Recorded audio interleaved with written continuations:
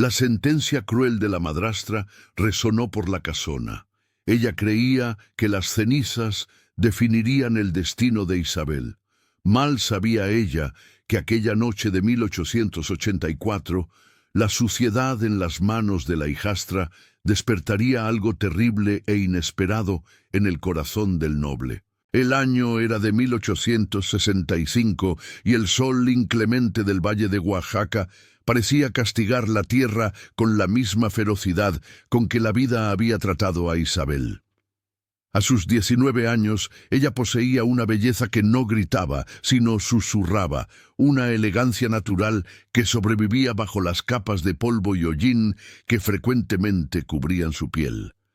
Desde la muerte de su padre, un hombre bueno, pero inhábil con las finanzas, la casa que antaño fuera un hogar de risas, se había transformado en un calabozo de amargura.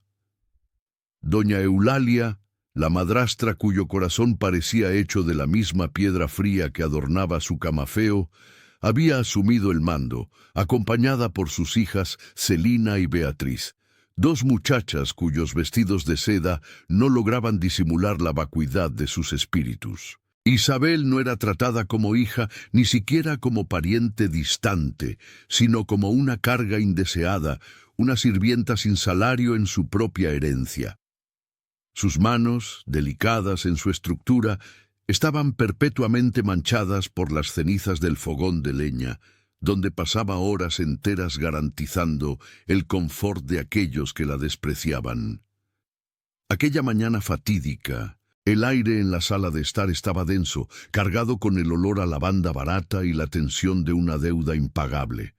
El barón Arturo de Valois, el señor de las tierras vecinas y acreedor implacable del fallecido padre de Isabel, había exigido el pago. No había oro, no había joyas, solo la honra manchada de una familia en declive. Fue entonces que la mente perversa de doña Eulalia concibió el plan.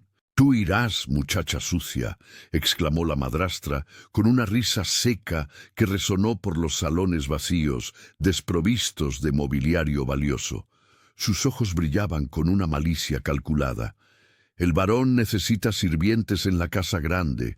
Le servirás como pago por los errores de tu padre. Es el único valor que tienes para nosotros ahora». Isabel alzó el rostro sucio de hollín, pero con el mentón en alto, con una dignidad que irritaba profundamente a su madrastra. Celina y Beatriz reían detrás de los abanicos, cuchicheando sobre cómo el ogro del valle devoraría a la pobre hermanastra. «El varón viudo jamás te amará», siseó doña Eulalia, acercándose, su aliento agrio rozando el rostro de Isabel. «Es un hombre muerto por dentro. Tú serás solo una sombra en sus pasillos, hasta que la deuda sea pagada, o hasta que él se canse de tu incompetencia y te arroje a los cerdos».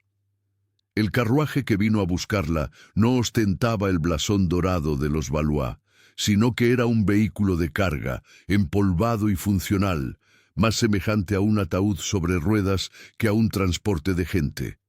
Isabel subió sin mirar atrás, llevando consigo solo un bulto de ropa remendada y el rosario de cuentas de madera que había pertenecido a su madre. Mientras las ruedas trituraban la grava del camino, alejándola del único mundo que conocía, ella no lloró. Las lágrimas eran un lujo que ella no podía permitirse.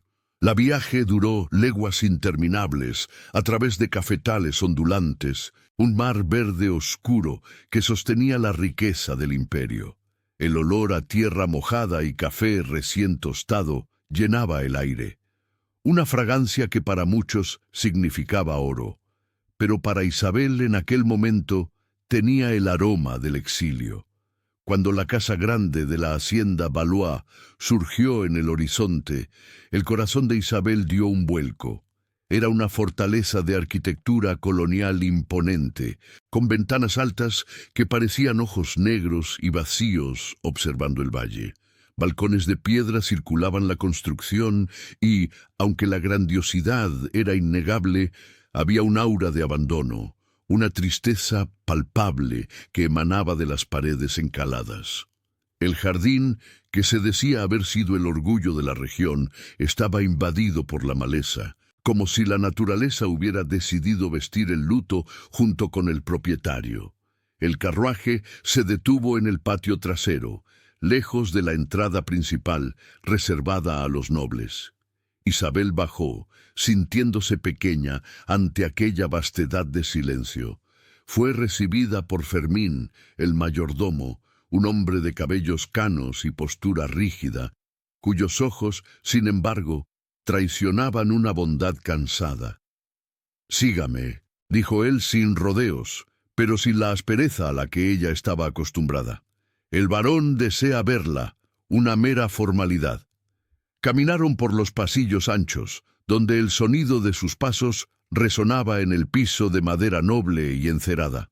El olor a cera y madera antigua era fuerte, mezclado con un olor sutil a tabaco y libros viejos. La casa parecía contener el aliento, un mausoleo de recuerdos intactos. Fermín abrió las puertas dobles de la biblioteca y la penumbra del recinto envolvió a Isabel. Las cortinas de terciopelo pesado estaban cerradas, permitiendo solo rendijas de luz que danzaban en el polvo suspendido en el aire. Al fondo de la sala, sentado en un sillón de cuero oscuro frente a una chimenea apagada, estaba él. El barón Arturo de Valois se levantó lentamente. Era un hombre alto, de hombros anchos, que parecían cargar el peso del mundo. Su rostro, marcado por líneas severas y una barba de varios días, era el paisaje de una desolación profunda. Sus ojos oscuros y penetrantes se fijaron en Isabel, no con deseo, ni con enojo, sino con una indiferencia gélida que cortaba más profundo que cualquier insulto. Era un hombre que había construido murallas infranqueables alrededor de su propio corazón, una fortaleza donde la esperanza no tenía permiso para entrar. «Entonces, esta es la moneda de cambio», dijo él, su voz un barítono grave y ronco por el desuso. Él no se acercó, permaneció en las sombras como una fiera herida que prefiere la oscuridad de su guarida. Isabel sintió el impulso de inclinarse, de pedir perdón por existir, como doña Eulalia le había enseñado. Pero algo en la tristeza de aquel hombre, un dolor que reflejaba el suyo propio, la hizo mantenerse erguida. Ella vio bajo la máscara de frialdad y arrogancia el abismo de soledad en que él vivía. «Soy Isabel, señor», respondió ella, la voz firme, aunque sus manos temblaban levemente escondidas en los pliegues del vestido sencillo. «Vine para servir y pagar la deuda de mi padre». El varón dio un paso adelante, entrando en la rendija de luz. Isabel pudo ver la cicatriz de un dolor antiguo en su expresión, un luto que 3 años no habían logrado suavizar. Él miró las manos de ella, notando las marcas de ceniza que ella no había logrado lavar completamente antes del viaje. «Manos de trabajo», murmuró él con un tono indescifrable. No era desprecio, sino una constatación. «Aquí no hay lugar para delicadezas, muchacha. Esta casa es una tumba. Si espera bailes y risas, vuelva a la miseria de donde vino». «No espero nada, varón», dijo Isabel, sosteniendo la mirada de él, una audacia que la sorprendió a sí misma. «Solo cumplir mi deber. El trabajo no me asusta, la soledad tampoco». Y un silencio pesado flotó entre ellos, cargado de palabras no dichas. El varón la estudió por un momento más largo, como si buscara en ella la falsedad y la ambición que solía ver en todos los que se acercaban a él. Pero en los ojos de Isabel, él encontró solo una serenidad límpida, un espejo de agua calmado en medio de la tormenta. «Fermín le mostrará sus aposentos y sus tareas», la despidió él, dando la espalda abruptamente, regresando a su sillón y a su oscuridad. «No me perturbe a menos que la casa esté en llamas».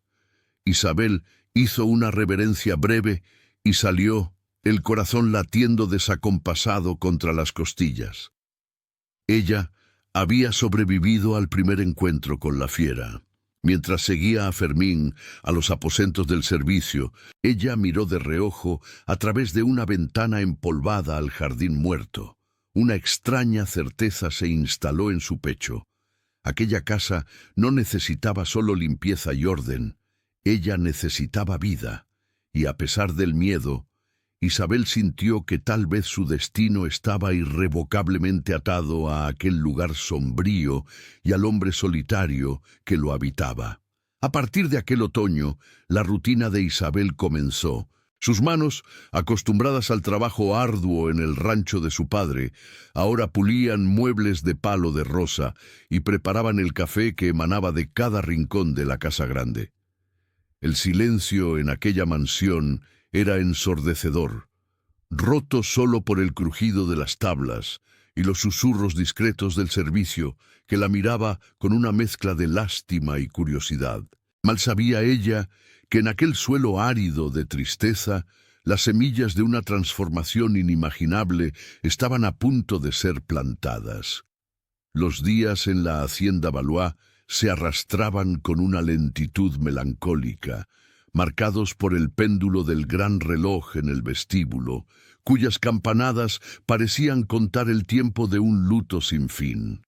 Isabel, fiel a su promesa silenciosa, se sumergió en el trabajo. No había tarea demasiado pequeña o indigna para ella. Pulía la platería olvidada hasta ver su propio reflejo cansado en el metal y fregaba el suelo de madera hasta que el olor a cera de carnaúba se sobrepusiera al olor a humedad que impregnaba las cortinas cerradas. La baronesa, esposa del barón, había partido hacía 3 años, en circunstancias que el servicio susurraba solo cuando el viento aullaba más fuerte en las ventanas.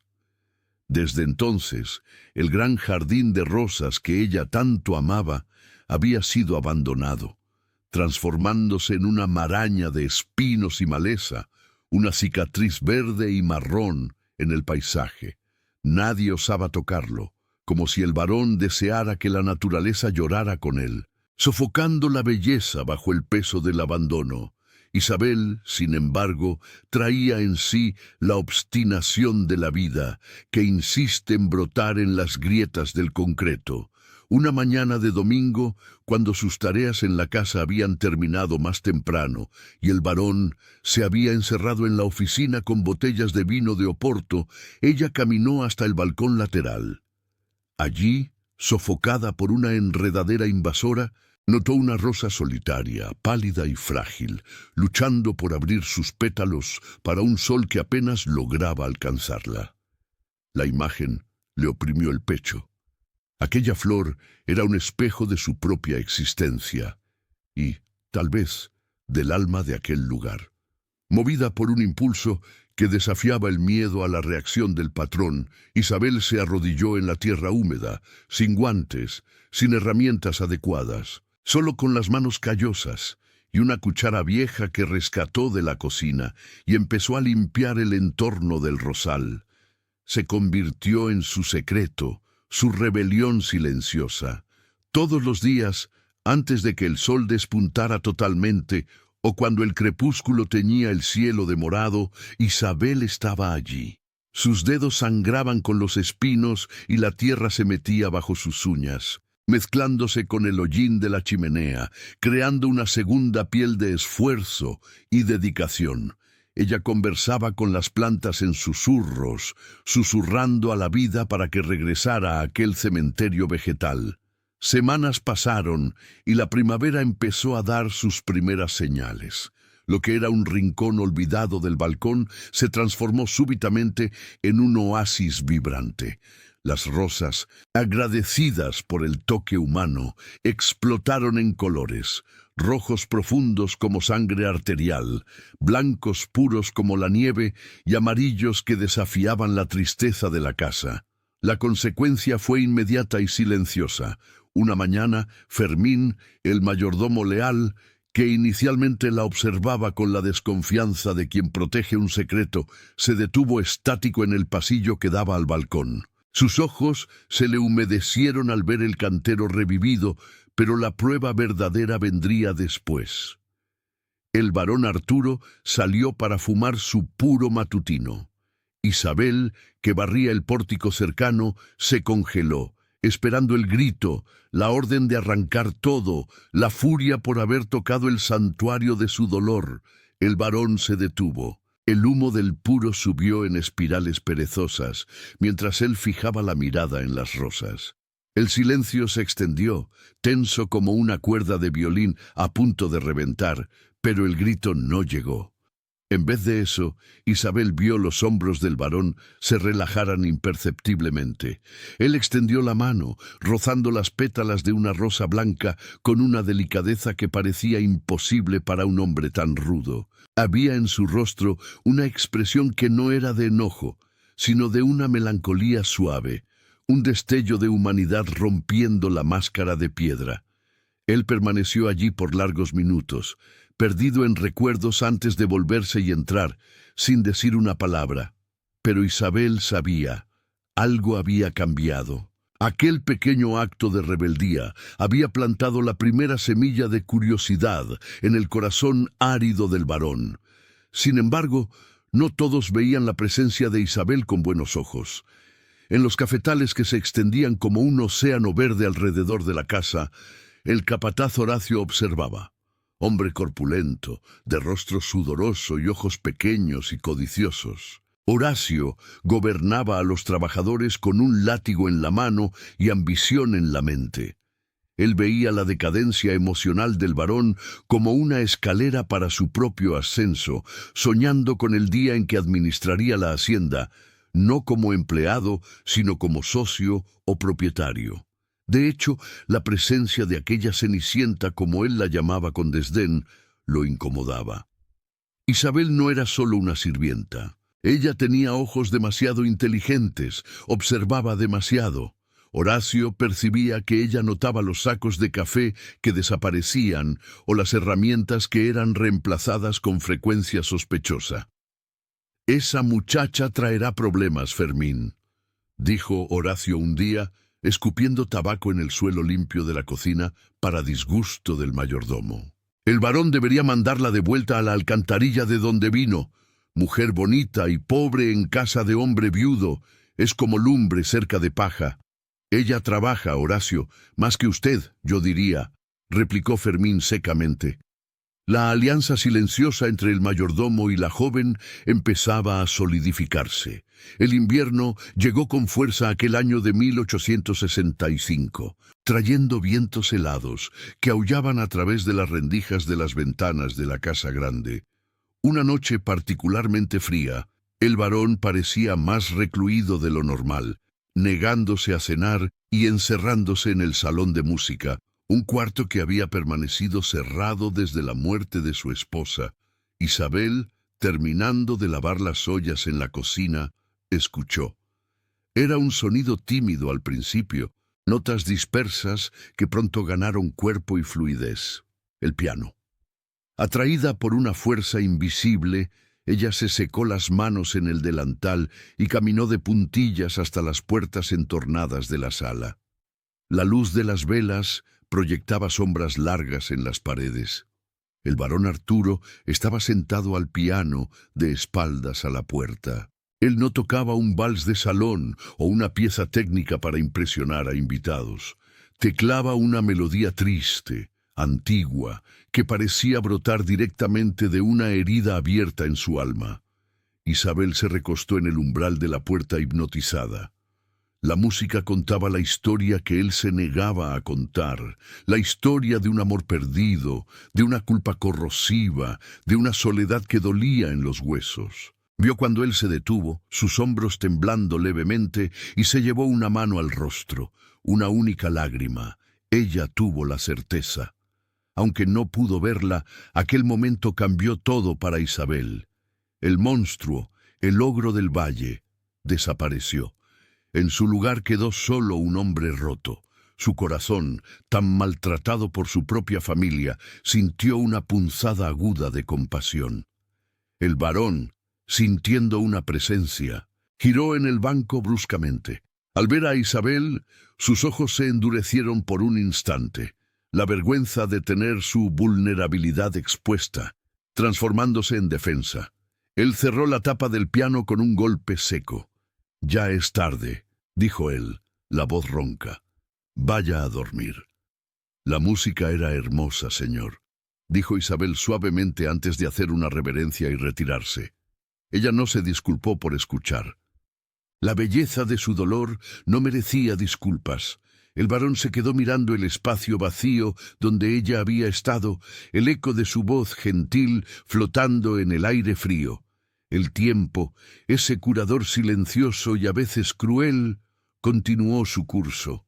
Una tarde de tormenta devastadora, el cielo del valle de Oaxaca se oscureció como si fuera noche a mediodía. Rayos rasgaban el horizonte y el trueno hacía temblar los cristales en sus marcos.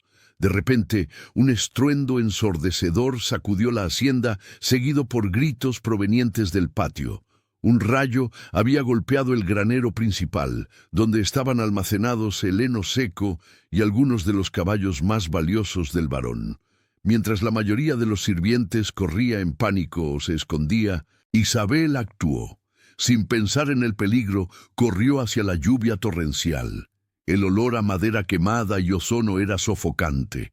Las llamas ya lamían el costado del granero y los relinchos de terror de los animales eran desgarradores. El varón ya estaba allí luchando por abrir las puertas atascadas, gritando órdenes que el viento se llevaba. Él parecía un demonio luchando contra el infierno, la camisa de lino empapada pegada al cuerpo. «¡Isabel, salga de aquí!», gritó él al verla. Ella lo ignoró. Tomó una cubeta de agua de uno de los bebederos exteriores y la arrojó sobre las llamas que bloqueaban la entrada. Después corrió a ayudar a destrabar el cerrojo. Con la fuerza combinada de ambos, la puerta cedió. El humo negro salió en un denso remolino, haciéndolos toser violentamente. «¡Los caballos!», gritó Isabel, cubriendo la nariz con la manga del vestido y entrando en la oscuridad humeante. «No, es demasiado peligroso», intentó el varón, pero ella ya se había ido. Él maldijo y corrió tras ella. Juntos, en medio del calor y el humo, soltaron a los animales aterrorizados, guiándolos hacia la seguridad de la lluvia. Isabel, con el rostro manchado de hollín, una vez más las cenizas marcando su piel, calmaba un semental negro con una firmeza impresionante, susurrando palabras de consuelo mientras lo conducía hacia afuera. Cuando el último animal estaba a salvo y los trabajadores finalmente lograron controlar el fuego con la ayuda de la lluvia, el varón y Isabel se encontraban bajo el alero de la casa de herramientas, exhaustos, empapados y sucios. La adrenalina empezaba a bajar, dejando un temblor en las manos de ambos. El varón miró a Isabel. El vestido estaba arruinado, el cabello pegado al rostro y las manos estaban negras de carbón y quemaduras superficiales, pero sus ojos brillaban con una vida intensa. «Usted está loca», dijo él, pero no había enojo en su voz, había asombro. Podría haber muerto allí dentro. «Y usted también», replicó ella recuperando el aliento, «pero no dejaría que esas vidas se quemaran».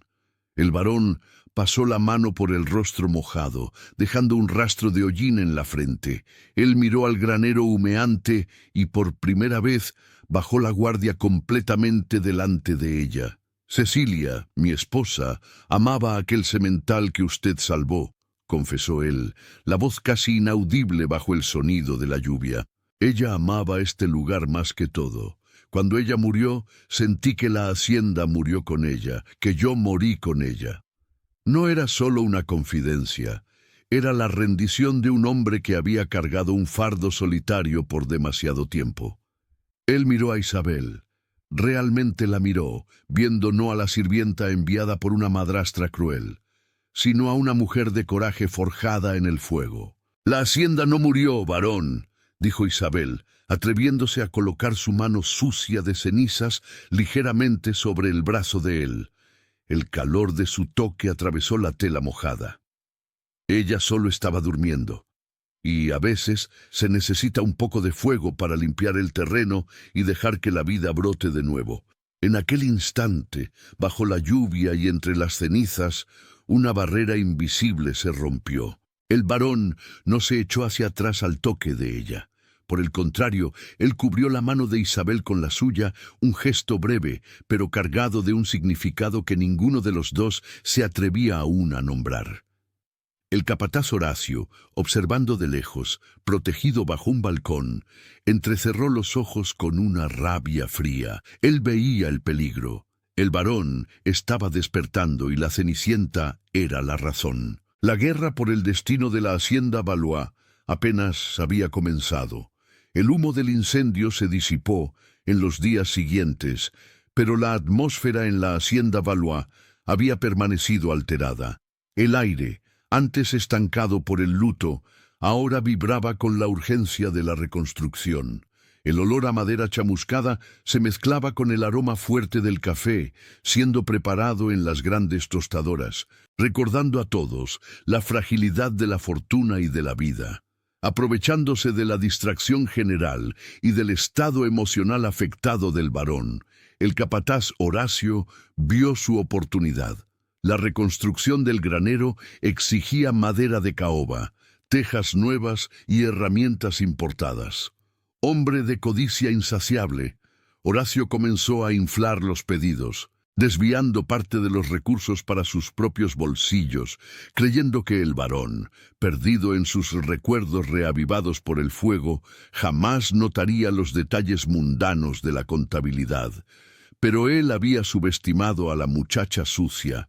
Isabel, cuyas manos callosas conocían tanto la tierra como la pluma, había sido encargada por Fermín de organizar el papeleo esparcido en la oficina provisional, mientras la oficina principal estaba siendo limpiada. La educación que su padre le había dado, aunque no servía para los salones de la corte, era perfecta para la administración de una propiedad en crisis. Una tarde lluviosa, mientras transcribía los gastos en el libro mayor, los ojos de Isabel se entrecerraron. Las cuentas de Horacio no cuadraban. Había discrepancias en los valores de los troncos de caoba y cantidades de clavos que serían suficientes para construir 3 graneros, no 1. Ella no corrió al varón. Isabel sabía que su palabra, la palabra de una sirvienta dada como pago, valía poco contra la del hombre que administraba la hacienda hacía una década. En vez de eso, buscó a Fermín.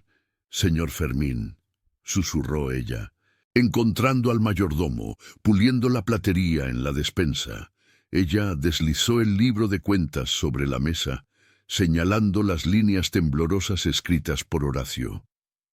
«Las matemáticas del capataz son creativas. Vea el precio de las tejas. Es el doble de lo que mi padre pagaba en la tienda del pueblo y la calidad de la escritura es inferior».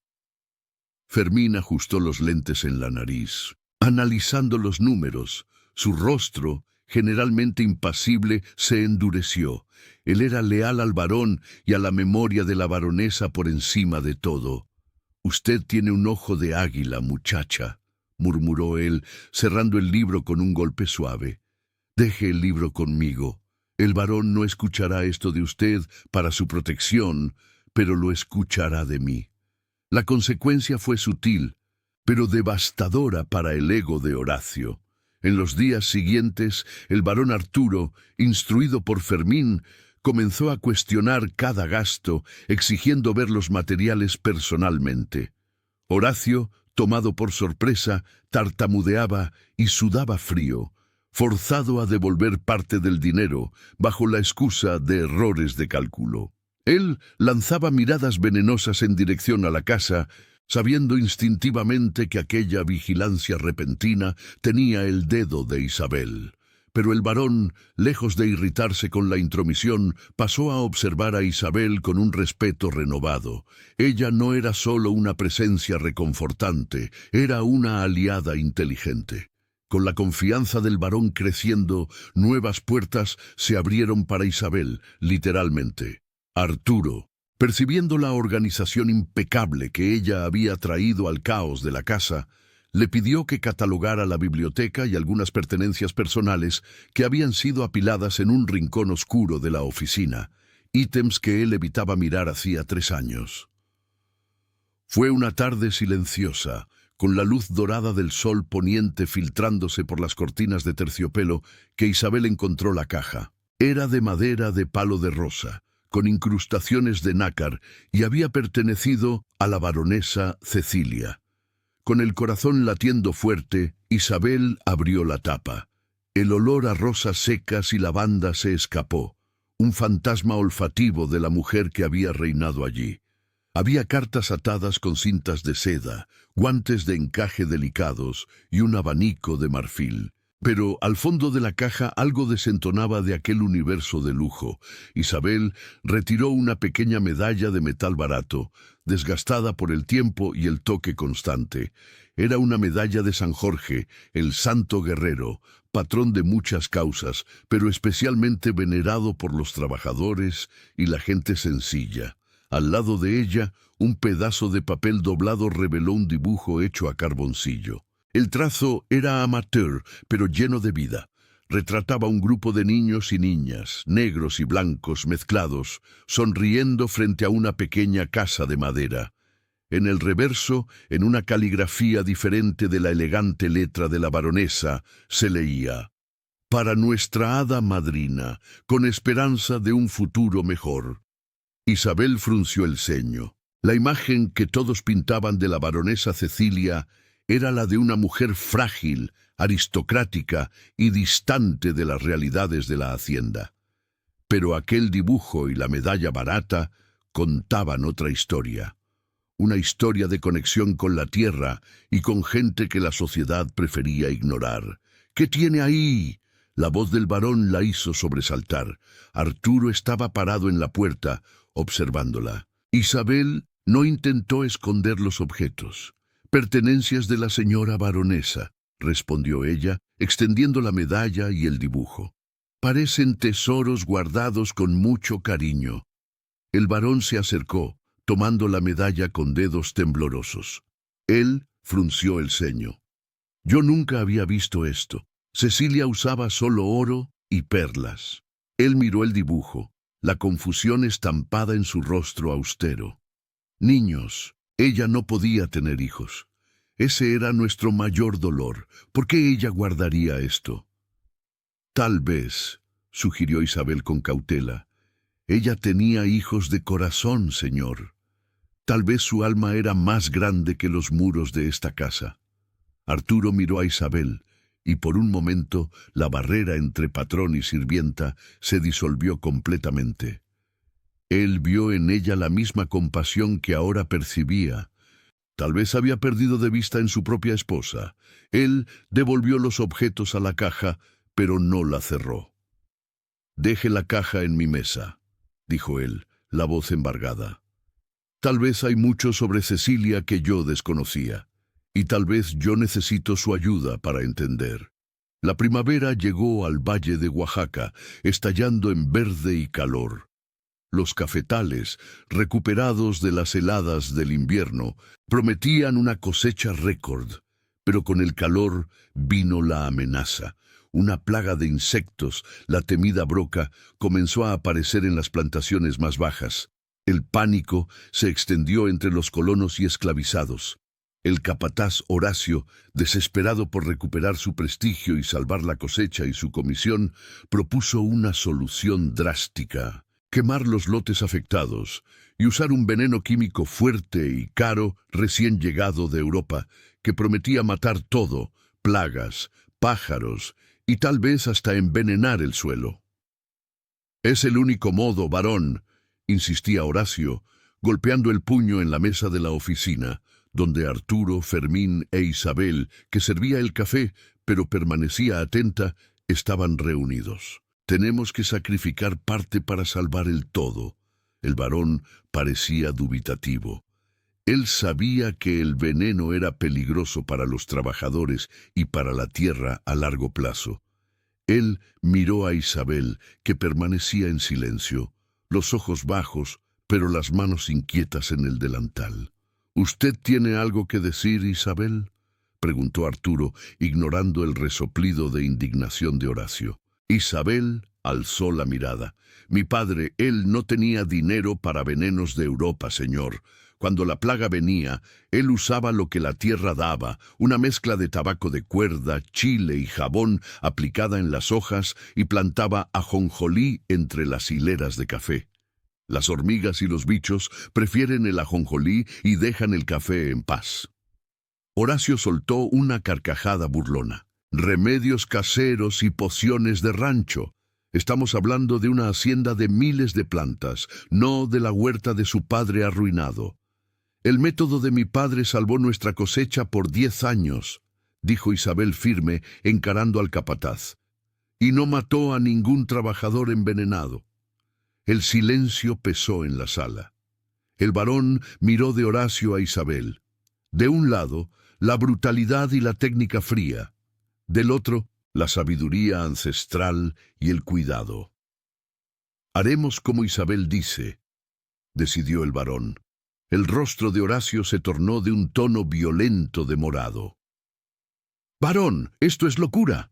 ¿Va a arriesgar su fortuna en la suposición de una sirvienta? Voy a arriesgar mi fortuna en la sabiduría de quien ama la tierra, Horacio, no de quien solo la explota. Prepare los equipos. Isabel enseñará la mezcla. Las semanas siguientes fueron agotadoras. Isabel trabajó lado a lado con los hombres y mujeres del campo, sus manos nuevamente sucias, no de cenizas de chimenea, sino de tierra y de la mezcla oscura de tabaco. Ella no daba órdenes, ella lideraba con el ejemplo. El varón, para sorpresa de todos, bajó de su pedestal en la casa grande y se unió a ellos en algunos días, observando el proceso, viendo cómo Isabel era respetada por aquellos que Horacio despreciaba. El método funcionó, la plaga retrocedió y los cafetales permanecieron verdes y saludables. La cosecha fue salvada, pero la victoria de Isabel fue el golpe final en el orgullo de Horacio. Humillado y viendo su influencia desvanecerse, él sabía que necesitaba aliados más poderosos para destruir a la Cenicienta, y él sabía exactamente a quién recurrir. Lejos de allí, en la casa decrépita donde Isabel había crecido, doña Eulalia recibió la noticia de que su hijastra no solo no había sido devuelta, sino que estaba prosperando. La envidia corroyó sus entrañas. Ella tomó pluma y papel. Si el varón gustaba tanto de la muchacha, tal vez era hora de envenenar no la tierra, sino la mente de él. La carta llegó una mañana nublada. Fermín se la entregó al varón en una bandeja de plata. Arturo reconoció la letra angulosa y agresiva inmediatamente. Al leer el contenido, mentiras sobre la moral de Isabel, insinuaciones de que ella seducía a hombres en el pueblo y que su padre había muerto de vergüenza por las actitudes de su hija, el rostro del varón palideció, no de duda, sino de una furia gélida. Él miró por la ventana, donde Isabel estaba en el jardín, podando los rosales que ahora florecían en profusión, sus manos cubiertas de tierra por los guantes, su rostro sereno. La carta en sus manos tembló. «Fermín», llamó él, la voz baja y peligrosa. «Prepare el carruaje. Tengo una visita que hacer a la madrastra de Isabel y tráigame el tintero. Antes de ir, esa señora recibirá una respuesta que la hará pensar 2 veces antes de pronunciar el nombre de Isabel nuevamente». Él no la cuestionó. No le mostró la carta a Isabel para no herir su corazón. En aquel momento, el barón Arturo de Valois percibió que no estaba solo protegiendo a una sirvienta competente. Estaba protegiendo la única luz que se había atrevido a brillar en su oscuridad. Y ay de aquel que intentara apagarla. El varón no visitó a doña Eulalia personalmente aquel día. Su furia, aunque volcánica, fue contenida por la frialdad aristocrática que sus antepasados le legaron. En vez de dar a aquella mujer el placer de su presencia iracunda, él se sentó en su escritorio de roble macizo y escribió. La pluma rasgaba el papel con violencia. Pero las palabras eran de un distanciamiento cortante. Él informó a la madrastra que Isabel estaba bajo su protección directa y que cualquier nuevo intento de difamación o contacto indeseado resultaría en la ejecución inmediata e integral de la deuda de la familia, lo que los arrojaría a la miseria absoluta, sin techo y sin nombre. Al sellar la carta con la cera roja del blasón de los Valois, Arturo sintió que no estaba solo cerrando un sobre, sino sellando un pacto silencioso de tutela sobre la muchacha que allí afuera podaba sus rosas.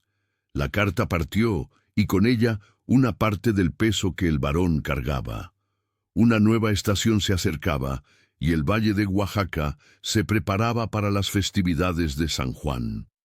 Era una época en que las distinciones sociales, aunque rígidas, se permitían una breve tregua bajo la luz de las fogatas y el sonido de las guitarras.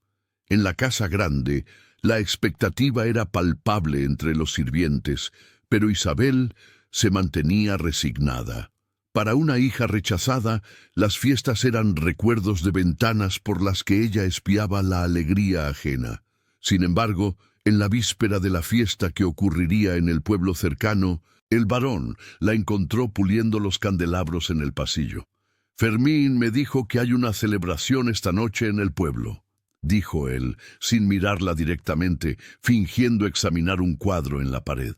«Sí, señor, es noche de San Juan», respondió Isabel, sin detener el movimiento rítmico de la franela. «¿Y por qué usted aún está con ese delantal?» Isabel se detuvo, sorprendida. «Tengo mis tareas, varón, y no creo que sea apropiado». Arturo se volvió hacia ella. Sus ojos, antes pozos de oscuridad, ahora tenían un brillo de desafío.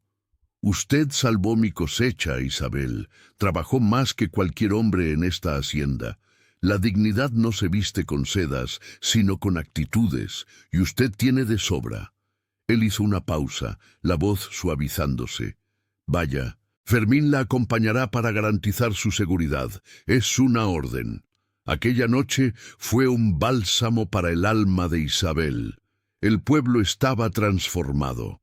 Papel picado de colores cortaba el cielo estrellado. Fogatas gigantescas crepitaban, lanzando chispas anaranjadas hacia arriba, y el olor embriagador de ponche de frutas, elotes asados y cohetes llenaba el aire frío de junio. Isabel, vestida con un vestido sencillo de percal, que ella misma había reformado, se sentía extrañamente ligera. Al lado de Fermín, que había cambiado la librea de mayordomo por ropa de civil y parecía 10 años más joven, ella caminaba entre los puestos. No había miradas de desprecio allí. Los trabajadores de la hacienda la saludaban con respeto, quitándose el sombrero, agradecidos por la salvación del café que garantizaba el sustento de todos. Fue mientras Fermín se alejaba para comprar un pedazo de pan de elote que el destino, una vez más, tejió su trama. Isabel se alejó del calor intenso de la fogata principal, buscando un poco de aire fresco cerca de la capilla del pueblo. Sentada en los escalones de piedra, una figura solitaria observaba la fiesta con ojos que parecían haber visto un siglo de historias. Era una señora de piel morena, de cabellos blancos como algodón trenzados pegados al cuero cabelludo, envuelta en rebozos coloridos.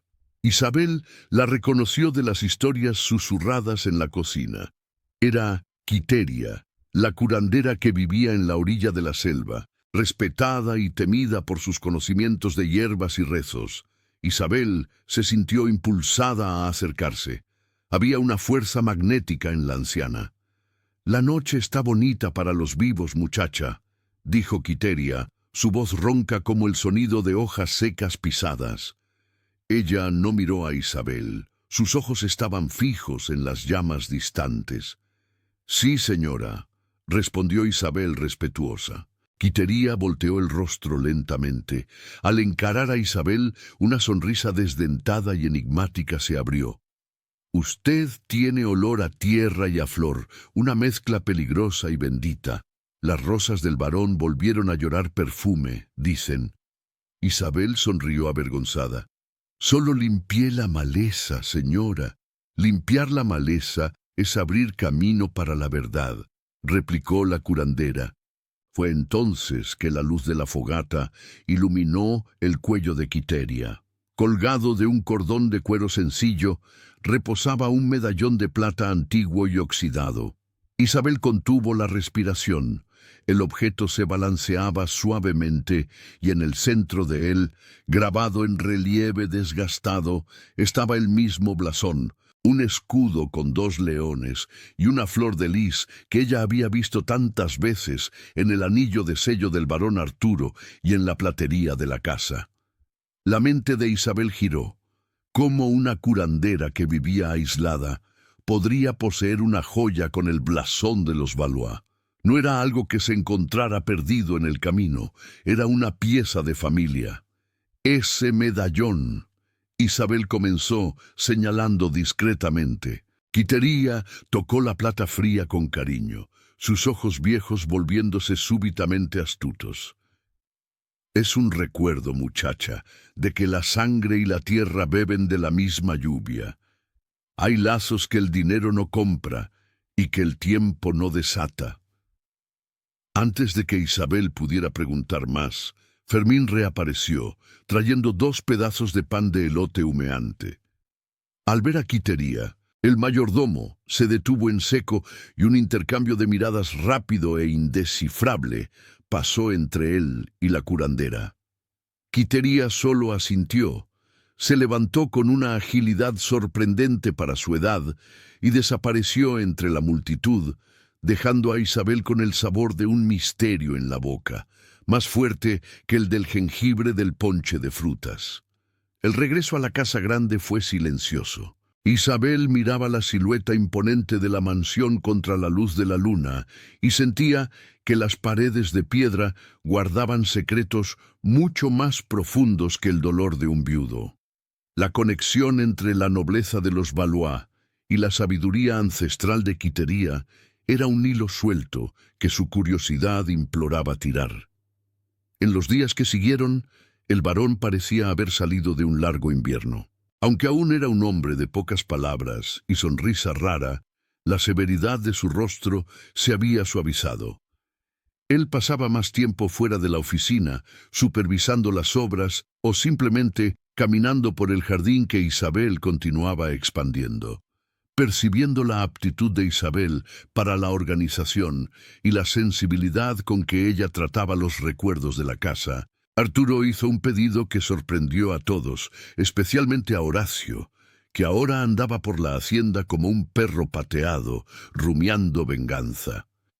«Isabel», la llamó el varón una mañana mientras ella arreglaba flores frescas en el jarrón del vestíbulo de entrada. La biblioteca y la antigua sala de costura de Cecilia están un caos. Yo nunca tuve el valor de entrar allí y catalogar lo que debe ser guardado y lo que debe ser donado. Confío en usted para hacer eso. Era una prueba de confianza suprema. Darle a ella acceso a los aposentos privados de la difunta baronesa era permitir que ella tocara la intimidad de la familia. Isabel aceptó la tarea con la gravedad de una misión sagrada. La sala de costura estaba impregnada de un aire estancado, el tiempo congelado en el instante de la muerte de Cecilia. Telas finas estaban dobladas sobre las mesas y agujas aún estaban clavadas en cojines de terciopelo. Durante días, Isabel trabajó allí catalogando encajes, botones y libros de poesía. Fue al fondo de un baúl de alcanfor escondido bajo capas de lana que sus dedos encontraron algo rígido y encuadernado en cuero azul. Era un diario, y debajo de él un fajo de cartas atadas con una cinta amarilla descolorida. La curiosidad luchó con la ética, pero el recuerdo del medallón de Quiteria y del dibujo de los niños habló más fuerte. Isabel abrió el diario. Las primeras páginas eran anotaciones triviales sobre el clima y cenas sociales, pero a medida que avanzaba, la caligrafía de Cecilia se volvía más apresurada, más apasionada. Había códigos, nombres cambiados. Ella hablaba de un santuario en la selva de pequeñas almas que necesitaban luz. Las cartas dirigidas a una amiga en la capital eran más explícitas. Mi querida, decía una de las cartas fechada meses antes de la muerte de la baronesa. Arturo no comprendería. Él es un hombre bueno, pero es hijo de su tiempo y de su título. Lo que estoy construyendo en el viejo chalet es peligroso a los ojos de la sociedad, pero es la única cosa que da sentido a mis días, además de su amor. Enseñar a leer es dar alas. Y estoy creando una bandada de pájaros libres justo debajo de la nariz del imperio. Si él lo descubre, temo que su honor hable más alto que su corazón. Isabel se sentó en el suelo, las cartas esparcidas alrededor de su falda. El corazón latía acelerado. La frágil baronesa Cecilia, la mujer que todos decían haber muerto de melancolía, en realidad vivía una vida doble de coraje revolucionario. El dibujo de los niños encontrado anteriormente no era un devaneo, era un retrato de sus alumnos. Y Quitería debía ser la guardiana de ese secreto en la selva. Isabel miró la puerta cerrada. El barón Arturo amaba la memoria de una mujer que él en realidad desconocía por completo. Revelar aquello podría destruir la imagen inmaculada que él tenía de la esposa, o podría herirlo con la sensación de traición. Pero mantener el secreto parecía incorrecto, especialmente cuando el legado de Cecilia, aquellos niños, aquella escuela, debía estar abandonado hacía 3 años. Mientras Isabel ponderaba su dilema, el verano se acercaba trayendo el calor húmedo y con él la temporada social del valle. El coronel Montenegro, vecino y antiguo rival político del barón, anunció un gran baile en su hacienda. Sería el evento del año y la presencia del barón de Valois no solo era esperada, sino exigida por la etiqueta. Lo que nadie esperaba era la maquinación que ocurría tras bambalinas. Doña Eulalia, herida por el silencio impuesto por el barón y aliada secretamente a Horacio, a través de correspondencias furtivas entregadas por un capataz desleal, vio en el baile la oportunidad perfecta. Si no podían atacar a Isabel en la hacienda protegida por el barón, la atacarían en público, donde el honor de Arturo sería puesto a prueba ante sus pares. Él la llevará, escribió Horacio para Eulalia. El barón perdió el juicio. Él trata a la sirvienta como dama de compañía. Si ella va al baile, será el fin de él y de ella. Eulalia sonrió al leer la nota. Perfecto, susurró para sí misma. Vamos a ver si el amor del barón resiste el escarnio de toda la sociedad. En la casa grande, la invitación llegó. Arturo leyó con desdén, pero sabía que no podría negarse sin causar una afrenta diplomática. Él miró a Isabel, que bajaba las escaleras con una pila de libros en los brazos, la luz de la tarde iluminando su perfil serio y hermoso. Isabel, dijo él interceptándola, habrá un baile en la hacienda Las Acacias. Espero que usted se divierta, respondió ella bajando los ojos. No voy para divertirme, voy para mantener las apariencias, corrigió él. Entonces, en un impulso que él mismo no supo explicar, añadió, y me gustaría que usted me acompañara. Isabel casi tiró los libros. Señor, yo soy una sirvienta, no tengo lugar entre los varones y coroneles, y mi familia estará allí. Exactamente por eso, dijo Arturo, su voz firme. Usted irá no como sirvienta, sino como mi acompañante personal. Quiero que su madrastra vea que usted no fue quebrada. Quiero que vean a la mujer que salvó mi legado. No tengo que ponerme, señor. Ella intentó argumentar, el pánico subiendo por la garganta. El varón sonrió, una sonrisa rara y ladeada. Eso, mi querida Isabel, es el menor de los problemas. En el baúl de Cecilia hay vestidos que nunca fueron usados. Estoy seguro de que a ella no le importaría. En realidad, él miró hacia el techo como si hablara con su esposa fallecida. Tengo la sensación de que ella lo aprobaría inmensamente. Isabel sintió un escalofrío. Si él supiera lo que ella había descubierto en los diarios, sabría cuánto estaba en lo cierto. Cecilia, la rebelde secreta, adoraría ver a la Cenicienta entrar en el salón de los nobles. La noche del baile llegó. Isabel, vestida en un traje de seda azul noche, que realzaba el color de sus ojos y la dignidad de su postura, parecía una reina exiliada retomando su trono. Fermín, al verla, tuvo que secar una lágrima discreta. El varón, vistiendo su levita más elegante, le ofreció el brazo. «Están todos esperando a una sirvienta sucia de cenizas», susurró él mientras subían al carruaje. «Vamos a darles algo que jamás olvidarán». Pero lo que los esperaba en la hacienda Las Acacias no era solo admiración. Era una trampa tejida con veneno y palabras, lista para disparar en el momento en que pusieran los pies en el salón. La música sonaba, pero las notas de la discordia ya estaban en el aire. El carruaje se detuvo frente a la escalinata de mármol de la hacienda Las Acacias. El brillo de cientos de velas en los candelabros de cristal se filtraba por las ventanas abiertas, derramándose sobre el césped bien cuidado. La música, un vals de Strauss, flotaba en el aire nocturno, mezclándose con el murmullo de la élite del valle de Oaxaca. Isabel sintió el estómago contraerse. Sus manos enguantadas en encaje blanco para esconder las marcas del trabajo se agarraban a la tela del vestido azul noche como si fuera una tabla de salvación. «Respire», murmuró Arturo a su lado. Él no la miró, pero su presencia era sólida como una roca. Ellos olfatean el miedo como perros de caza, entre con la cabeza erguida. «Usted es mi acompañante, y eso basta».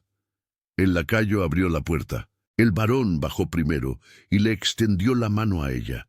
Al tocar sus dedos, Isabel sintió una corriente eléctrica recorrer su brazo, una seguridad que silenció el pánico. Ella bajó y el crujido de la seda pesada anunció su llegada. La entrada al salón fue un momento que quedaría grabado en la memoria del valle por décadas, cuando el anunciador proclamó al barón Arturo de Valois y la señorita Isabel. El silencio cayó como una guillotina sobre la orquesta y las conversaciones. Isabel no solo era hermosa, estaba radiante de una manera que la riqueza heredada no podía comprar. El vestido de Cecilia, ajustado con perfección por ella misma en las noches de insomnio, parecía haber sido hecho para su piel morena y sus ojos de azabache, pero no era el vestido lo que impactaba. Era la audacia. La sirvienta, la hija rechazada, estaba allí del brazo del viudo más codiciado y recluido de la región. Del otro lado del salón, rodeada por sus hijas que usaban vestidos de un rosa exagerado, doña Eulalia dejó caer el abanico. Sus ojos se entrecerraron, transformando el choque inicial en odio puro. Celina y Beatriz cuchicheaban frenéticamente, señalando sin disimulo. La audacia de esa gentuza ensició lo suficientemente alto para que los vecinos escucharan, usando la ropa de la difunta como si fuera nobleza. Arturo sintió la tensión en el brazo de Isabel, pero lo apretó gentilmente, manteniendo el paso firme hacia el centro del salón. El coronel Montenegro, anfitrión de la fiesta y hombre que adoraba un buen escándalo, se acercó con una sonrisa que no llegaba a los ojos. «Barón Valois, qué grata sorpresa verlo fuera de su reclusión», dijo el coronel, sus ojos recorriendo a Isabel con una curiosidad lasciva. «¿Y quién es esta encantadora criatura que logró sacarlo de su madriguera?» «Esta es Isabel», respondió Arturo, la voz cortante, «la responsable de la administración interna de mi casa, y me atrevo a decir de la salvación de mi cosecha de café este año». Un murmullo recorrió el salón, una mujer administrando, una sirvienta en el baile. Fue el momento que doña Eulalia esperaba. Rompiendo el círculo de curiosos, ella avanzó como una fragata de guerra, arrastrando a sus hijas. ¿Administración? Eulalia soltó una risa estridente y artificial. Pues, varón, no intente dorar la píldora. Todos sabemos quién es ella, la hija de un arruinado, enviada para limpiar el suelo de su casa como pago de deuda. Una cenicienta que, al parecer, robó la ropa de la patrona muerta para jugar a ser princesa. El silencio en el salón se hizo absoluto. La orquesta se detuvo. Isabel sintió el rostro arder. La humillación pública, la pesadilla que la había asombrado desde la infancia, se materializaba ante cientos de ojos. Ella hizo ademán de soltar el brazo de Arturo y retroceder, de huir de aquel nido de serpientes, pero él la sujetó firme, implacable. Arturo se volvió lentamente hacia Eulalia. Su expresión era ilegible, pero sus ojos ardían con un fuego frío. «La señora habla de deudas y pagos, doña Eulalia», comenzó él, su voz proyectándose clara por el salón cavernoso. «Pero se olvida de hablar sobre valores». Él soltó el brazo de Isabel y en un gesto que hizo a varias damas jadear, tomó la mano de ella, la mano enguantada, y la alzó suavemente. Con la otra mano, él desabotonó el guante de encaje blanco y lo tiró, revelando la piel de Isabel. Había marcas allí, pequeños arañazos de los rosales que ella había curado, manchas sutiles de tierra y cenizas que, a pesar de todo el lavado, se habían incrustado en los poros de quien trabaja, de sol a sol, callos en la palma, formados por la azada y la escoba. Doña Eulalia torció la nariz con asco teatral. «Vean, manos sucias, manos de sirvienta». El varón perdió el juicio al traer esa inmundicia a un salón de respeto. «Miren bien», ordenó Arturo dirigiéndose a la multitud, ignorando el veneno de la madrastra. «La señora Eulalia ve suciedad, yo veo dignidad». Él pasó el pulgar sobre los callos de Isabel, un toque de reverencia. «Estas manos salvaron vidas en un incendio, mientras muchos aquí solo observaban. Estas manos curaron la tierra que sustenta mi nombre, cuando el veneno de la codicia casi la destruyó. Estas manos trajeron belleza donde solo había muerte».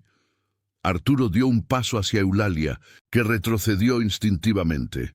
«La señora dice que el varón viudo nunca la amaría, pues yo le digo delante de Dios y de esta sociedad hipócrita, la nobleza de esta muchacha, con sus manos marcadas por el trabajo y por las cenizas, supera a la de cualquiera que ostenta títulos heredados y manos limpias por la ociosidad. Si tener manos sucias es el precio del honor, entonces que todos nosotros tengamos el coraje de ensuciarlas». Él llevó la mano de Isabel a los labios y besó la palma callosa allí mismo delante del coronel, de la madrastra y de todo el valle de Oaxaca. «Vámonos, Isabel», dijo él, ofreciéndole el brazo nuevamente. «Este lugar es demasiado pequeño para usted». Ellos dieron la espalda. Nadie se atrevió a cerrarles el paso. Eulalia se puso pálida, temblando de rabia y humillación, mientras sus hijas gimoteaban al percibir que socialmente acababan de ser destruidas por la propia arrogancia de su madre. El escándalo estaba hecho, pero por primera vez la vergüenza no recaía sobre Isabel. El viaje de vuelta fue silencioso, pero no el silencio pesado de la ida.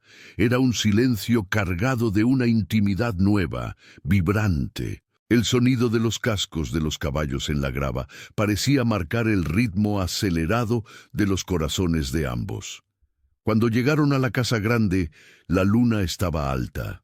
Arturo ayudó a Isabel a bajar, y por un momento, en el vestíbulo iluminado solo por una vela dejada por Fermín, ellos se miraron. La máscara del varón había caído completamente. Él parecía más joven, más vivo, pero también inmensamente vulnerable. «Gracias», susurró Isabel. Nadie nunca me había defendido así. Yo defendí la verdad, respondió él, la voz ronca. Y tal vez defendí lo que empecé a apreciar más que mi propia reputación. Él hizo ademán de tocar su rostro, pero se contuvo retrocediendo un paso, recordándose las convenciones, o tal vez asustado por la intensidad de lo que sentía. Descanse, Isabel. Mañana será un nuevo día y temo que tendremos que lidiar con la furia de Horacio y de su madrastra. Ellos no aceptarán la derrota fácilmente. Isabel asintió, pero no se movió hacia sus habitaciones. La adrenalina del baile se estaba disipando, dando lugar a una claridad cristalina. La defensa apasionada de Arturo, su aceptación de quien ella era, había roto la última barrera de miedo que ella tenía. Él merecía la verdad, toda la verdad. «Señor», llamó ella cuando él ya estaba a mitad de la escalera. «Espere». Arturo se detuvo, la mano en el pasamanos, volviéndose. «Hay algo que necesito mostrarle, algo que encontré mientras arreglaba el cuarto de doña Cecilia. Yo no sabía si debía, pero después de hoy, después de lo que usted dijo sobre la verdad y la dignidad, ya no puedo esconderlo».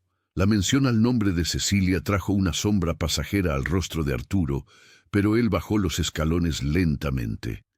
«¿Qué encontró, Isabel?» «Venga conmigo», dijo ella. «Por favor». Ella lo guió no a la biblioteca sino a la cocina, donde tomó una linterna, y luego a la puerta trasera que daba a la selva densa que limitaba la propiedad. «¿A dónde vamos?», preguntó Arturo, confundido pero siguiéndola. «¿Usted conoce el viejo chalet de caza? ¿Aquel que está cerca del arroyo, que usted dijo que estaba abandonado hacía años?» «Sí, está en ruinas. Nadie va allí». «No está en ruinas, señor», dijo Isabel, abriendo camino por el sendero cubierto de maleza, guiada por la memoria del mapa que había encontrado en el diario, y nunca estuvo abandonado. La caminata duró 20 minutos bajo la luz de la luna. Cuando llegaron al claro, Arturo se detuvo en seco. El chalet no se estaba cayendo a pedazos. Por el contrario, el tejado había sido reformado, las paredes encaladas recientemente y había un pequeño jardín de hierbas al frente. Pero lo que chocó al varón no fue la estructura, sino lo que ella representaba. Isabel se acercó a la puerta cerrada con llave y, tanteando bajo una maceta de barro, encontró una llave. Ella abrió la puerta y alzó la linterna iluminando el interior. No había armas de caza o trofeos. Había bancos de madera pequeños alineados como en un aula. Había una pizarra improvisada en la pared. Había estantes rústicos llenos de libros, cuadernillos de alfabetización y mapas dibujados a mano. Y sobre la mesa del maestro reposaba un rebozo que Arturo reconoció inmediatamente, el rebozo favorito de Cecilia. «¿Qué? ¿Qué es esto?». Arturo entró en el recinto aturdido. Él pasó la mano por una de las pequeñas mesas. «Es el secreto de ella, Arturo», dijo Isabel, usando el nombre de él por primera vez, sin el título, la gravedad del momento permitiendo la transgresión. Cecilia no pasaba las tardes durmiendo o visitando amigas fútiles. Ella venía aquí, ella enseñaba. Isabel retiró el diario del bolsillo del vestido. Ella lo había llevado consigo al baile, temiendo que alguien lo encontrara en su cuarto, y se lo extendió a él. Ella enseñaba a los hijos de los esclavizados y de los colonos pobres. Ella les daba nombres, historias y esperanza. Ella temía que usted, con su posición y la presión de la sociedad, no lo permitiera. Ella temía poner su nombre en riesgo. Arturo tomó el diario, lo abrió en una página marcada, leyó las palabras de su esposa muerta. No lamentos de una mujer débil, sino manifiestos de un alma guerrera que creía que la educación era la única libertad verdadera. «Si Arturo supiera», decía una entrada. «Sé que su corazón es bueno, pero el mundo es cruel. Debo proteger a mis niños y debo protegerlo de la vergüenza». pero sueño con el día en que no necesitemos escondernos en la selva para deletrear la palabra libertad. El varón cayó sentado en uno de los pequeños bancos de madera. Las lágrimas que él había contenido por 3 años finalmente rompieron la presa. Pero no eran lágrimas de luto desesperado, eran lágrimas de una nostalgia nueva, mezclada con un orgullo avasallador y una punzada de remordimiento. «La subestimé», susurró él, la voz quebrada. «Yo pensé que la protegía del mundo, pero ella estaba tratando de cambiar el mundo justo debajo de mi nariz. Yo la amaba, Isabel, pero no la conocía». Isabel se arrodilló a su lado, la seda del vestido azul esparciéndose en el suelo de tierra apisonada de la escuela secreta. «Usted la conocía, sí», dijo ella con dulzura. «Usted amaba su bondad, y esa bondad vive aquí, en estas paredes, en estos libros. El legado de ella no murió, solo fue interrumpido». Arturo miró a Isabel. En la luz dorada de la linterna, él vio la conexión entre las dos mujeres. Cecilia, que había plantado la semilla en secreto, e Isabel, que había tenido el coraje de regarla y traerla a la luz. «¿Y qué haremos con esto?», preguntó él mirando alrededor. «La sociedad de Eulalia, Montenegro, si descubren que mi esposa educaba hijos de esclavos. Usted dijo esta noche que la dignidad vale más que los títulos. ¿Recuerda, Isabel?». Sus ojos brillando con determinación. «Dijo que manos sucias de trabajo son honradas. Enseñar es un trabajo, Arturo, tal vez el más noble de todos. ¿Usted teme a la sociedad o teme no estar a la altura de la mujer que amó?». Fue un desafío directo al corazón del hombre en que se estaba convirtiendo. Arturo cerró el diario y lo sostuvo contra el pecho. Él miró a Isabel y por primera vez no vio el fantasma de Cecilia, sino a la compañera que el destino le había enviado para terminar la obra.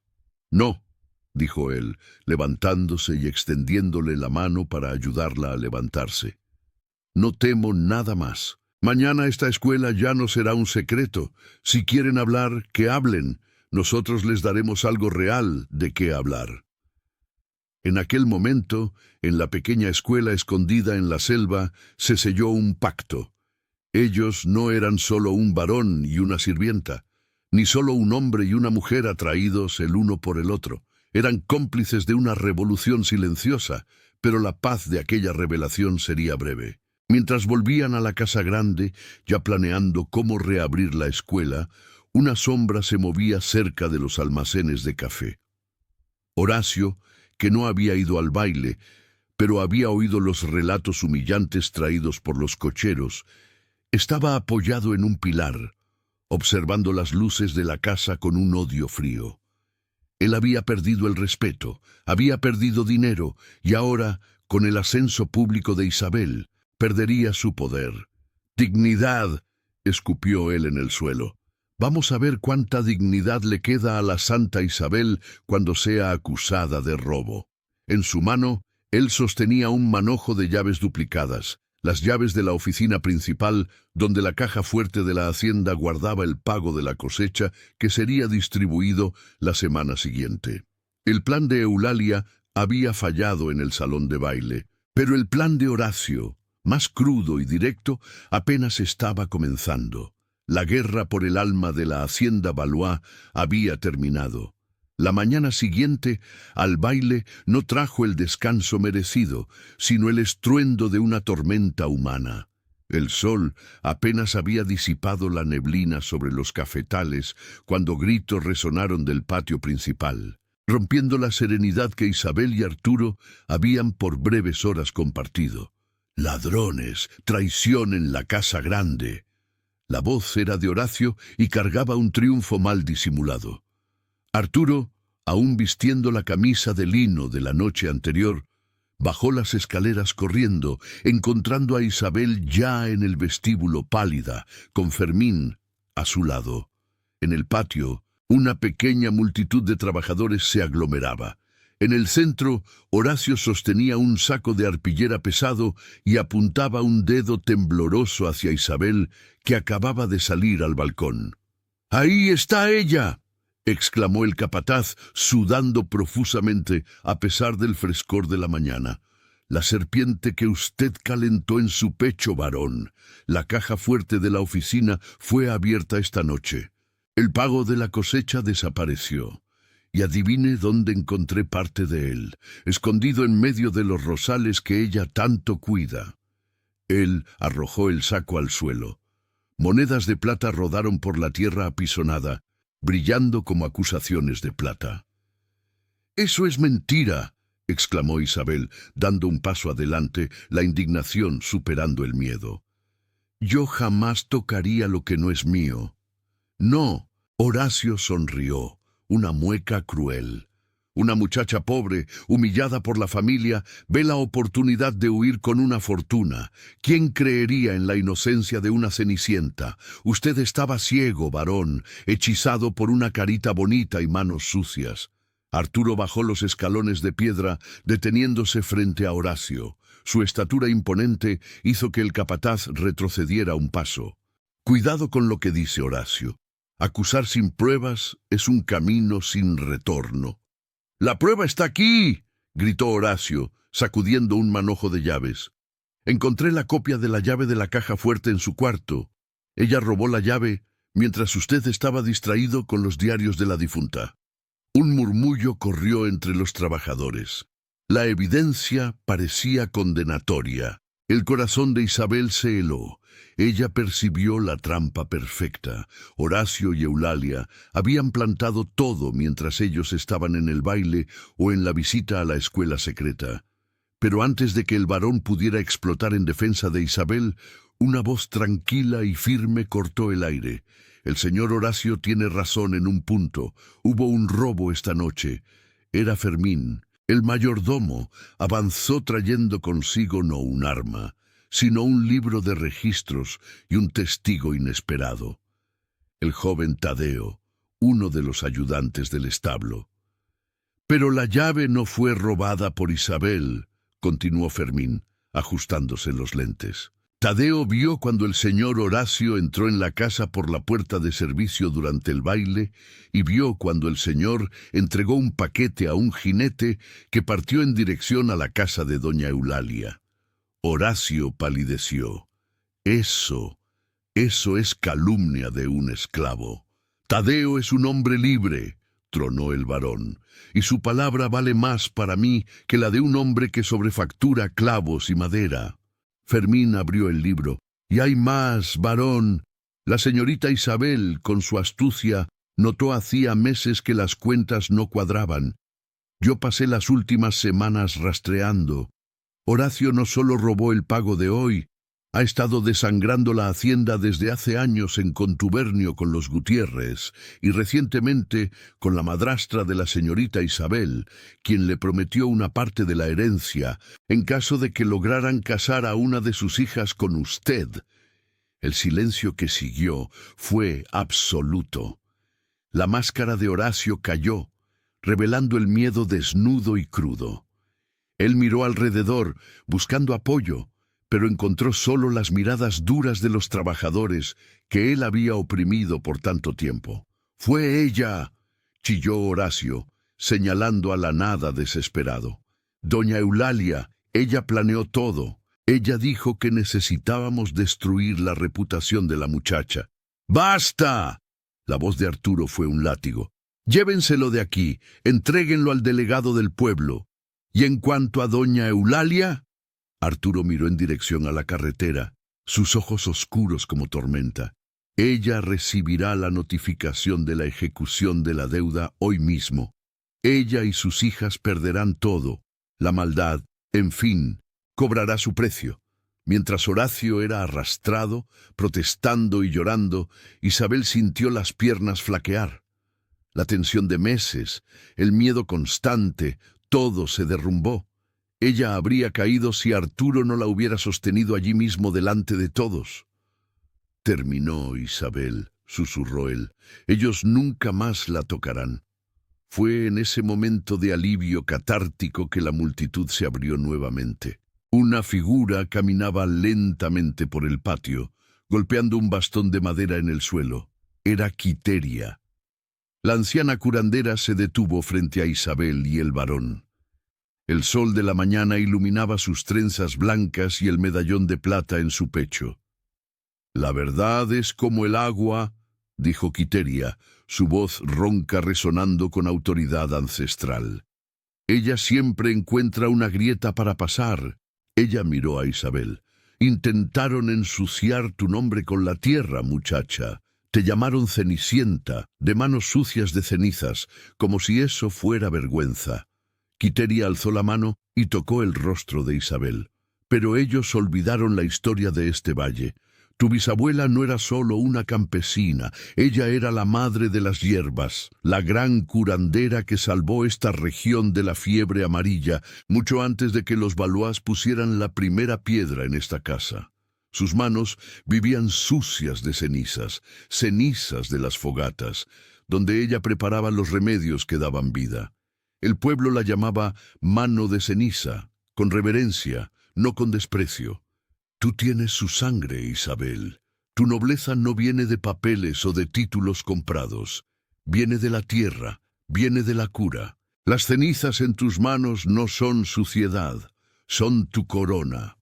El varón Arturo miró a Isabel, viéndola bajo una nueva luz, si es que eso era posible. Ella no era una sirvienta que él elevó. Era una reina de la tierra que él tuvo la suerte de encontrar. La validación de Quiteria destruyó el último vestigio de inseguridad social que podría cernirse sobre la unión de ellos. Los meses siguientes fueron de una transformación vertiginosa. La hacienda Valois se convirtió en un semillero de obras, no solo de ladrillos, sino de sueños. La escuela de Cecilia fue reabierta públicamente con Isabel y el varón al frente. El escándalo inicial de la sociedad se transformó en curiosidad y eventualmente en una admiración reacia, forzada por la prosperidad y la justicia que emanaban de aquellas tierras. El verano llegó a su apogeo, trayendo el perfume embriagador de las rosas que ahora dominaban todo el jardín, desbordándose por los muros de piedra. Una tarde dorada, Arturo encontró a Isabel en el mismo lugar donde todo había comenzado, arrodillada en la tierra, cuidando de aquel primer rosal que ella había salvado. Ella usaba un vestido sencillo de algodón claro y sus manos, como siempre, traían las marcas del trabajo. «Isabel», la llamó él. Ella se levantó, limpiándose las manos en el delantal, sonriendo. La sonrisa de ella era la cosa más hermosa que Arturo jamás había visto en toda su vida. «Varón Arturo», corrigió él acercándose. Él parecía nervioso, una vulnerabilidad que solo ella conocía. «¿Recuerda lo que su madrastra dijo aquel día terrible en que usted llegó aquí?» La sombra de un recuerdo pasó por los ojos de Isabel. «El varón viudo jamás te amará». «Ella estaba equivocada sobre muchas cosas», dijo Arturo, arrodillándose allí mismo en la tierra suave del jardín, sin importarle el pantalón de sastrería fina. Pero en eso ella fue la más cruel de las mentirosas. «Yo no solo la amo, Isabel, yo la venero. Usted me devolvió la vida cuando yo era solo un fantasma. Usted honró el pasado y construyó el futuro. Sin usted, yo soy solo un hombre en una casa vacía». Él alzó la mano de ella y con una devoción sagrada besó la palma sucia, los dedos, la muñeca. «¿Acepta ensuciar mis manos con las suyas para siempre? ¿Acepta ser la baronesa de esta tierra, no por el título, sino porque ella ya pertenece a su alma?» Lágrimas cálidas corrieron por el rostro de Isabel, lavando las últimas cicatrices de su pasado. Ella miró al hombre que había aprendido a ver más allá de las apariencias, el hombre cuyo corazón ella había descongelado toque por toque. «Sí», susurró ella, «1000 veces sí, Arturo». El matrimonio no fue un evento para la alta sociedad hipócrita del valle, aunque muchos habían suplicado por invitaciones. Fue una fiesta para la hacienda, El altar fue montado bajo la sombra de un jacarandá centenario. Quitería estaba en la primera fila al lado de Fermín. Los niños de la escuela de Cecilia arrojaron pétalos de rosas, las rosas de Isabel, por el camino. Isabel no usó guantes. Ella entró del brazo de Fermín, quien la condujo como un padre orgulloso, y sus manos estaban visibles, sosteniendo un ramo de flores del campo. Cuando Arturo colocó el anillo en su dedo, el brillo del oro palideció ante el brillo en los ojos de los dos. Años pasaron, y la historia del varón y la Cenicienta se convirtió en leyenda en el valle de Oaxaca. Decían que la hacienda Valois era un lugar encantado, donde el café nunca fallaba y donde la justicia imperaba. Y quien pasara por allí décadas después vería a una pareja de ancianos caminando de la mano por el rosal más grande del imperio. Él con la postura noble de siempre, ella con la serenidad de quien conoce los secretos de la tierra. Y si miraran bien, verían que sus manos, aunque arrugadas por el tiempo, aún traían las marcas de quien nunca tuvo miedo de tocar la vida, de ensuciarse de cenizas para encontrar el oro del amor verdadero. Ellos construyeron más que una fortuna, construyeron un hogar, y al final la profecía de la madrastra se convirtió en la mayor ironía de todas. El varón viudo no solo la amó, sino que la amó hasta el último de sus días, probando que la dignidad es la única nobleza que la muerte no puede apagar. Fin. Amén.